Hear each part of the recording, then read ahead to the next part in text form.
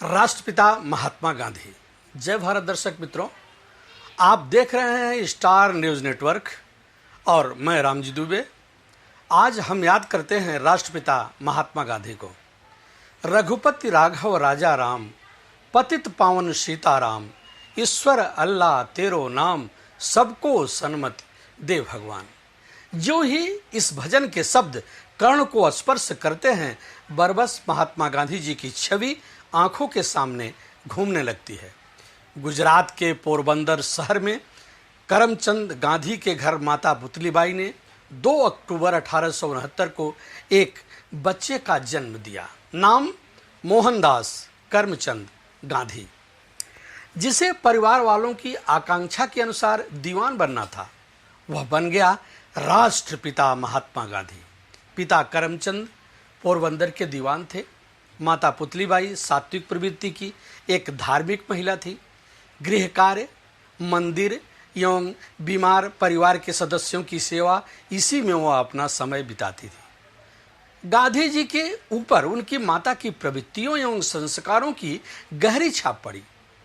गांधी जी भी सत्य एवं अहिंसावादी थे। 1883 में 13.5 वर्ष की उम्र में उनकी शादी 14 वर्ष की कस्तूरबा जी से हुआ, जो आजीवन महात्मा गांधी के पद चिन्हों पर चलते हुए उनकी सेवा करती रही।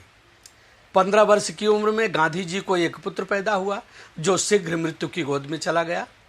गांधी के 4 पुत्र थे: हरिलाल गांधी, मणिलाल गांधी, रामदास गांधी एवं देवदास गांधी। पोरबंदर, राजकोट एवं भावनगर में उन्होंने शिक्षा प्राप्त की तथा 1888 में शिक्षा ग्रहण करने के लिए लंदन चले गए। वहाँ उन्हें शाकाहारी भोजन की बहुत ही समस्या सहनी पड़ी। कई दिनों तक उन्हें भूखा भी रहना पड़ जाता था। शाकाहारियों की सोसाइटी बाद में उन्होंने ज्वाइन किया और समस्या दूर हुई। उनके परिवार वाले सोचते थे कि एक बार बैरिस्टर बन जाएं तो दीवान तो बन ही जाएंगे, किंतु 1991 में जब महात्मा गांधी भारत वापस आए तो पता चला कि माता पुतलीबाई का देहावसान हो चुका था। बॉम्बे में वकालत की प्रैक्टिस करने गए, बहुत ही नर्वस थे। वे पहले ही केस में कुछ नहीं बोल सके और क्लाइंट को फीस भी लौटा दिए। राजकोट वापस आ गए। मुकदमे की अर्जियां लिखा करते थे। एक मुकदमे के सिलसिले में 1 वर्ष के लिए 1893 में वे अफ्रीका गए और 1914 तक जीवन का 21 वर्ष वहां बिता दिए। वहीं पर इनके राजनैतिक विचार एवं नेतृत्व क्षमता का विकास हुआ।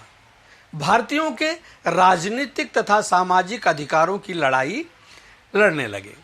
वो नस्ली भेदभाव के शिकार हुए, रंग भेद को दूर करने का बीड़ा उठाया और सफल भी हुए। किंतु एक दिन प्रथम श्रेणी का टिकट लेकर के वे यात्रा कर रहे थे। उन्हें तृतीय श्रेणी में जाने के लिए मजबूर किया गया। वे नहीं गए तो उन्हें ट्रेन से नीचे फेंक दिया गया, क्योंकि वे गोरे नहीं काले थे। इसी घटना ने उन्हें झकझोर कर रख दिया एवं नस्ल भेद के प्रति लड़ाई में और मजबूत किया। 1914 में भारत वापस आए। साउथ अफ्रीका में तो भारतीयों के हितों की लड़ाई तो लड़े ही, किंतु भारत आते ही स्वतंत्रता संग्राम की लड़ाई में अपने आप को समर्पित कर दिया। किंतु उनकी लड़ाई अहिंसावादी थी।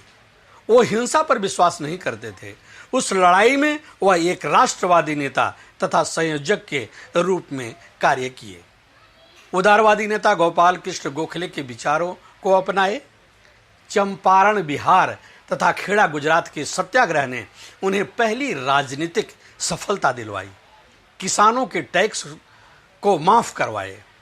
खिलाफत आंदोलन में तो ऑल इंडिया मुस्लिम कॉन्फ्रेंस के प्रवक्ता के रूप में कार्य किए। भारत छोड़ो आंदोलन, सत्याग्रह आंदोलन, नमक आंदोलन आदि के माध्यम से उन्होंने अंग्रेजों के शासन की जड़ों को खोखला कर दिया। भीमराट गांव, सूरत में जब उन्होंने नमक सत्याग्रह आंदोलन शुरू किया था, तो भीमराट गांव सूरत से दांडी की नमक सत्याग्रह आंदोलन की यात्रा जब हम भीमराट गांव के सरपंच बलवंत भाई से सुनते हैं तो पूरे रोंगटे खड़े हो जाते हैं। उनके सबसे बड़ी ताकत थी सहनशीलता, सत्य और अहिंसा। सहनशीलता उनका सबसे बड़ा हथियार, और इसी हथियार की बदौलत उन्होंने अंग्रेजों को वापस जाने के लिए मजबूर कर दिया। किंतु दुखी एवं आहत हुए तो अपने घर में, भारतवर्ष में। पंडित जवाहरलाल नेहरू तथा जिन्ना की जिद ने भारतवर्ष को धर्म के आधार पर 2 भागों में विभाजित कर दिया। महात्मा गांधी की शरीर के मानो 2 टुकड़े हो गए। उन दोनों को प्रधानमंत्री की कुर्सी देश से अधिक प्यारी थी।